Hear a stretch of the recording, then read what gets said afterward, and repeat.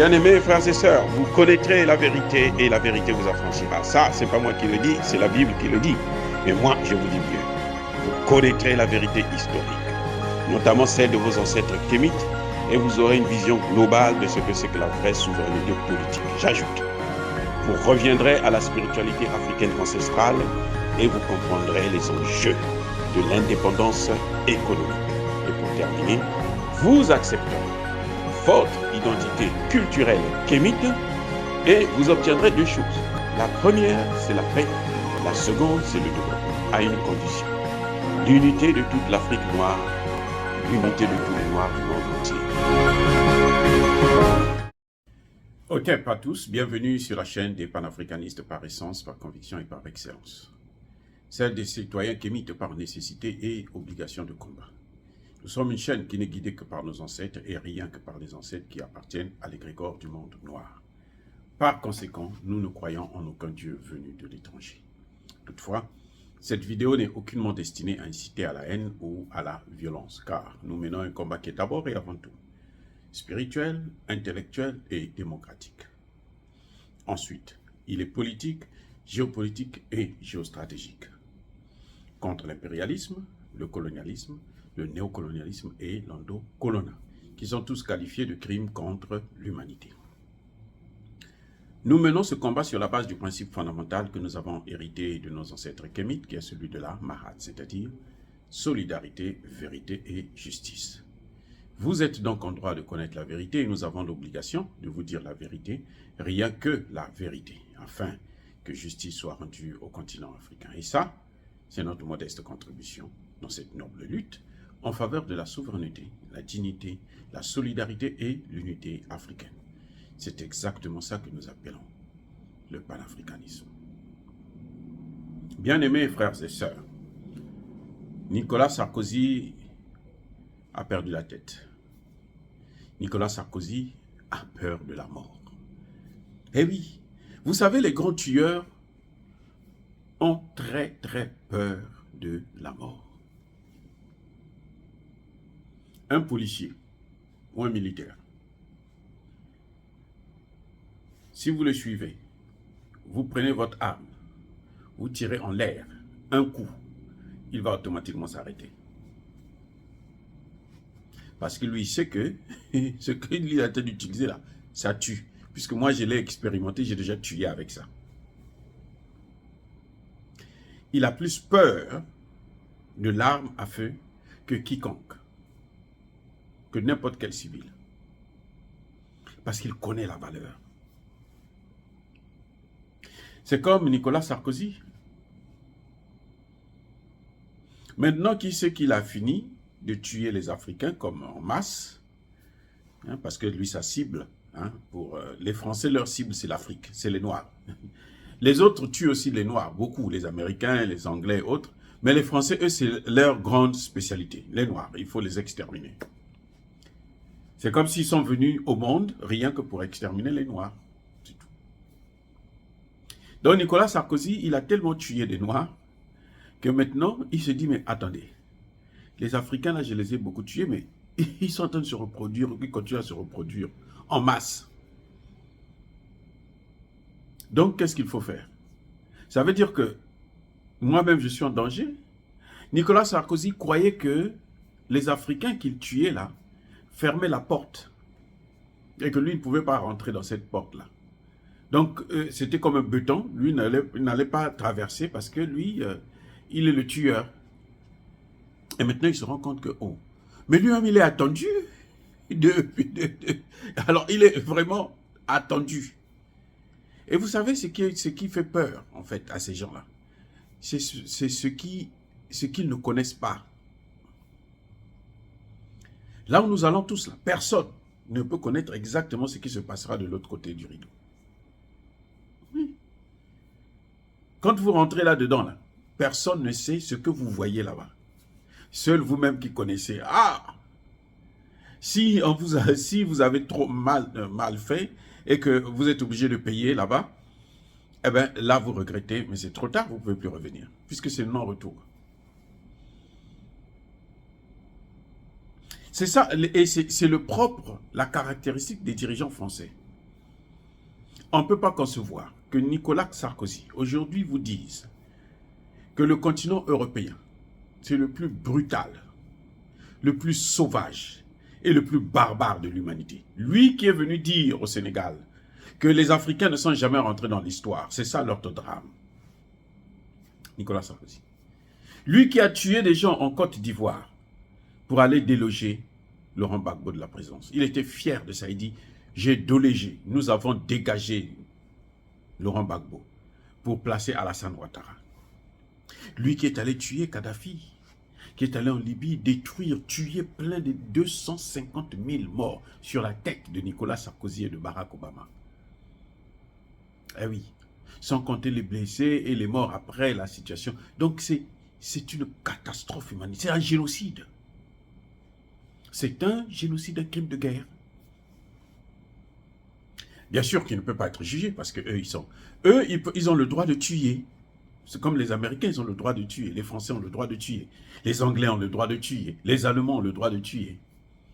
Quand c'est Poutine qui fait la guerre pour sa sécurité, on veut le tuer maintenant. Bref, Nicolas Sarkozy, il a tellement tué qu'il se dit, mais qu'est-ce qui va m'arriver quand moi-même aussi je veux mourir de bonne mort? Même s'il n'y a pas une bonne mort, puisque tout le monde part de la même façon qu'ils sont revenus, ils n'amènent rien du tout. Même si tu avais 10 buildings. Vous voyez nos chefs d'État africains là qui s'enrichissent là sur le dos de leur population, qui appauvrissent leur population, qui s'enrichissent en sacrifiant le pays aux Occidentaux. Quand ils meurent là, ils n'amènent rien. Je peux vous garantir. Ils n'amènent rien. Même pas un lingot d'or. Ils n'amènent rien. Et donc Nicolas Sarkozy se rend compte, comme son prédécesseur Jacques Chirac, qui un jour il va se lever, il va dire, ah vous savez, mais l'argent que nous avons dans nos portefeuilles là, l'argent que vous voyez là qui circule là dans vos portefeuilles là, en grande partie ça vient d'Afrique. C'est le pillage de l'Afrique qui vous permet d'avoir cet argent. Jacques Chirac. Le lendemain, quand il a dit ça, les Français, les Blancs eux-mêmes ont dit, ah, mais celui-là il va nous trahir si on le laisse comme ça. Allez, il a été certainement empoisonné. En tout cas, il est tombé malade. Jusqu'à sa mort, il n'a plus jamais eu la tête lucide. Il n'a plus jamais parlé. Voilà, bien-aimés frères et sœurs. C'est ça. C'est pour ça que dans la vie, c'est vrai, c'est difficile. Moi-même, je ne suis pas parfait. Mais il faut faire un effort d'être juste avec l'autre. Il faut faire un effort. Parce que ça, c'est la folie. Nicolas Sarkozy est maintenant fou, là. Il délire. Il délire. Lui, il a été l'un des présidents français les plus brutaux, hein, ou brutal, le plus brutal. Parmi tous les présidents français, là, de la 5e République en tout cas, celui qui a fait beaucoup de dégâts à l'Afrique, c'est Nicolas Sarkozy. C'est même pas Emmanuel Macron. Emmanuel Macron, son problème, c'est qu'il veut poursuivre une mauvaise politique. Une politique du crime, lui, il veut continuer en français. Bon, lui, il a tué, comment on l'appelle, Idriss Déby. Mais quand même, il a fait moins que Nicolas Sarkozy. Eh oui, il a fait moins que Nicolas. Et il était arrogant, hein. Quand vous le voyez là, quand il marche, comme si il venait du ciel, de la planète Mars. Et maintenant, il se rend compte que, oh, mais dis donc, mais malgré les gens que j'ai tués là, moi-même aussi, je vais les suivre là. Il se pose des questions. Il se fait des remords. Mais il ne reconnaît pas qu'il a fait des torts, hein, qu'il a causé des dommages à des populations africaines, puisque on aurait pu entendre qu'il aurait demandé des excuses. Il pourrait présenter des excuses, lui, pour lui-même seulement, pas pour les autres, pour lui-même. Il veut accuser l'Europe. L'Europe est un continent brutal, sauvage, barbare, où on se bat même pour un œuf, on s'entretue. Ils ont eu la chance que, bon, ils ont des matières premières africaines qui leur appartiennent, qui sont dans leurs mains, qu'ils gèrent, donc, bon, ça limite les dégâts. Mais s'il n'y avait pas l'Afrique, là, les Européens là, allaient se battre tous les jours. Vous savez pourquoi ils ont divisé l'Afrique? C'est parce qu'ils se battaient sur le terrain africain. Pour le pillage des matières premières. pour le vol des matières premières africaines, ils se battaient sur le sol africain. C'est pour ça qu'en 1884 et 1885, ça a commencé en 84 jusqu'en 85, la plus grande conférence que le monde n'ait jamais connue, c'était celle du partage du gâteau africain. Parce que l'Afrique est tellement vaste qu'il fallait du temps. Et il fallait mettre en place une politique pour pérenniser les parts de marché de chacun. Donc ça a pris 4 mois. Novembre 84, 1884 à février 1885. Ils se sont battus. C'est pour ça qu'ils se battaient tellement qu'ils se sont dit non, non, non, on va s'entendre comme ça, chacun aura sa part et puis chacun va faire ce qu'il veut dans son précaré.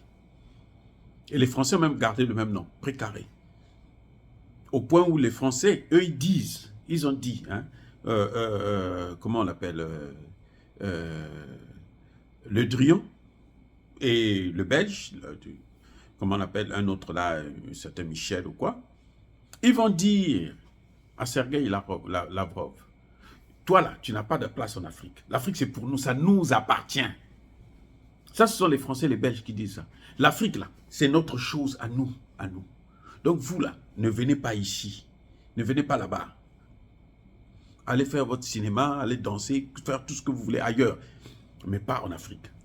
Vous savez pourquoi les Européens sont très impliqués? La guerre en Ukraine, c'est la guerre des Américains. Mais les Européens, les Français, là, et les Belges, et les Allemands, et les Anglais, leur problème, c'est l'Afrique.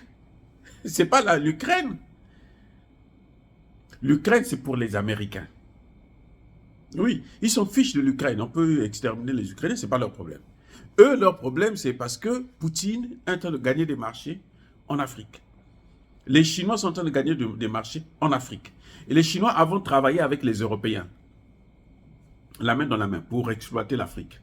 Maintenant, de plus en plus, les Africains sont en train de dire aux Chinois, si vous venez faire comme eux, nous, on vous envoie aussi balader. Donc, les Chinois sont en train maintenant de changer de position, d'essayer maintenant de prendre la même position que les Russes. C'est ça ce qui se passe. Et eux, ils ne sont pas contents parce que c'était leur précaré, c'est pour eux, l'Afrique leur appartient. Et ils ne veulent pas partager. Donc, quand ils voient l'ours blanc venir là-bas, ils disent non, non, non, non, non, il faut l'éliminer. C'est pour ça qu'ils font la guerre en Ukraine. La guerre en Ukraine, là, en fait, c'est la guerre pour l'occupation de l'Afrique, la domination de l'Afrique, la prédation des matières premières africaines. C'est tout. Voilà, Nicolas Sarkozy, au lieu de demander et de présenter ses excuses, non, il se livre à des délires. Non, il est complètement fou. Je vous dis, cliniquement, Nicolas Sarkozy doit être dans un hôpital psychiatrique. Sa place, c'est là-bas. C'est là-bas. Nous, on n'a pas besoin de ce qu'il est en train de dire là. Parce que nous subissons, nous sommes les victimes.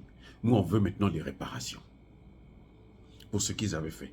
Et on ne veut plus que ça se répète parce que maintenant, là, ils vont nous trouver sur leur chemin. Oui, ils vont nous trouver sur leur chemin. On va leur mener la guerre, qu'on le veuille ou non. Que Nicolas Sarkozy puisse dormir tranquille. On n'a pas besoin de lui. Ces aveux-là, ça ne nous regarde pas du tout. Parce que la barbarie dont il parle, ce n'est pas contre les Blancs. Parce que ça, contre les Blancs, ce n'est pas un problème. Leur problème, c'est les Noirs. Parce que ça, c'est ce qui fait d'eux des héros. Dire cela, c'est inciter à la haine ou à la violence. Non. Vous devrez savoir que de tels propos-là, ça ne nous engage pas, ça ne nous concerne pas, c'est son affaire, c'est sa folie, ça ne nous regarde pas. Qu'il aille dans un hôpital psychiatrique, qu'il aille se faire voir ailleurs. Je persiste et je signe. Soyez bénis, abondamment bénis par le Dieu des Kémites.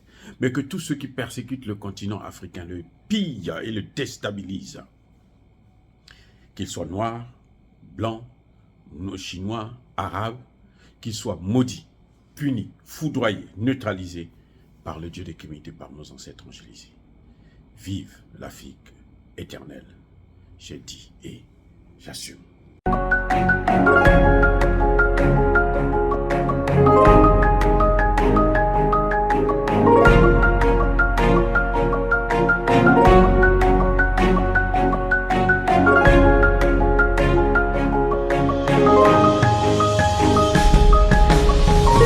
Eux, ils marchent par la foi et non par la vue. Mais moi, je vous conseille vivement de marcher par la connaissance scientifique et historique, notamment celle de nos ancêtres kémites, par les cinq sens et par l'intelligence. À vous, à Pierre.